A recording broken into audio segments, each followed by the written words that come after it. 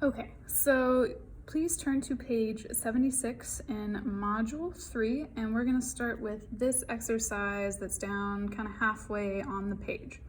So we're going to find the lengths of the line segments whose endpoints are given below. We're going to explain how you determine that the line segments are horizontal or vertical. So to recap from that other video that you just watched, if they have the same x, so if they have the same x, they are going to be vertical. So if they have the same x value, they are going to be vertical. If they have the same y value, they are going to be horizontal. So just a little recap of what we just discussed.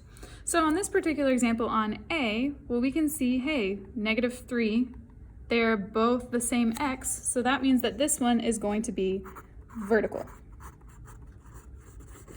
So we know that. Well, we also need to find the lengths of the line segment. So if we're looking at these 2 points, I could just quickly sketch a graph. And I can see, well, here would be about -3, and I'll call this 4. Well, then -3 and then up 9 would be up here. So I can see that these two lie in the same quadrant. So since they lie in the same quadrant, we're going to take the absolute value and subtract them. So what we're going to do is take the absolute value of 9 and subtract the absolute value of 4. Well, the absolute value of +9 is that distance from 0, so it's just 9. Then we're subtracting the absolute value of 4. Well, the absolute value of 4 is just 4. And so now we have 9 minus 4, which gives us a length of 5. So it is 5 units long.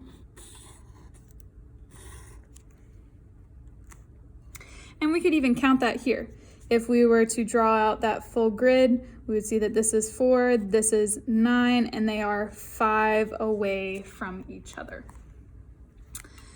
Okay, going on to B. Well, do they have the same x or the same y?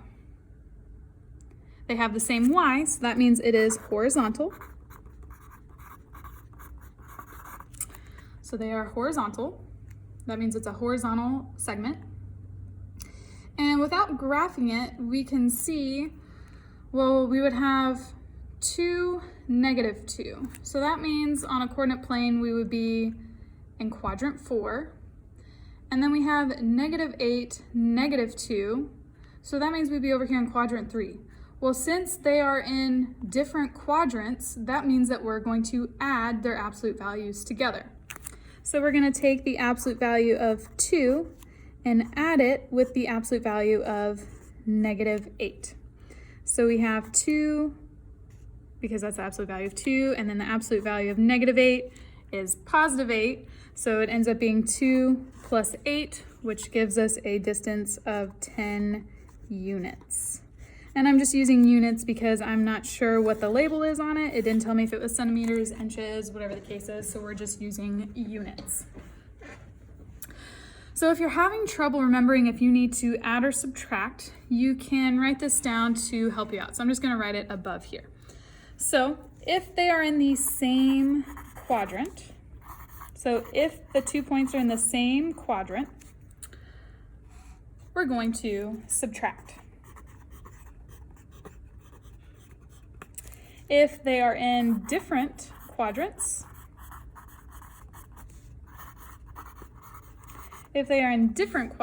we are going to add their absolute values. So same quadrant, we subtract the absolute values. Different quadrant, we add the absolute values. And when in doubt, if you're not entirely sure if you subtract or add, just graph it and then count. You can always do it that way. Okay, going on to C, we have our 2 points. Well, do they have the same x or the same y? This one, they have the same x, so that means that they are going to be vertical, because those points would be stacked one on top of the other. So we have -6, -6, that would be in quadrant 3.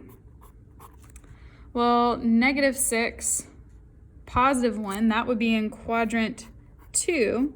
Well, they're in different quadrants, so that means that we are going to add their absolute values together. So we're going to take the absolute value of -6 plus the absolute value of 1. The absolute value of -6 is +6. The absolute value of 1 is 1. Then we're adding those together. So it would have a length of 7 units. Part D, do they have the same x or the same y? They have the same y values. So that means that they are horizontal. That line segment would be a horizontal line segment. So let's think about the quadrants that they're in. Well, -9, +4, that would be in quadrant 2. And then we have -4, +4. Well, that one is also in quadrant 2 because we have a negative and then a positive. So because they're in the same quadrant, that means we're going to subtract their absolute values.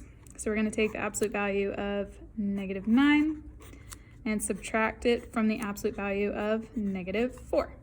Well, the absolute value of -9 is +9.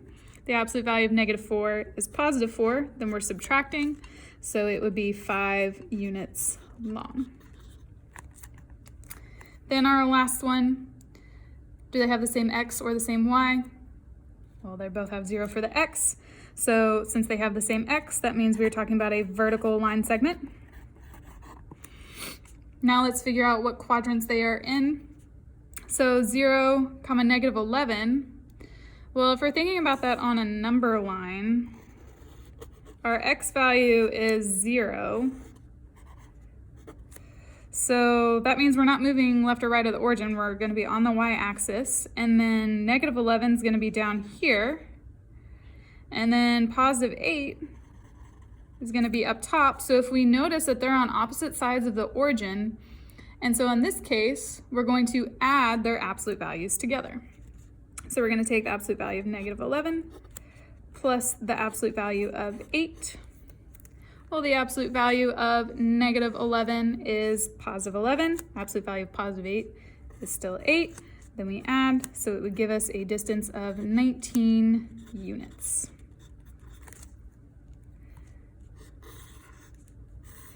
Okay, next we are going to flip to page 80 in your module book. So flip over 2 pages.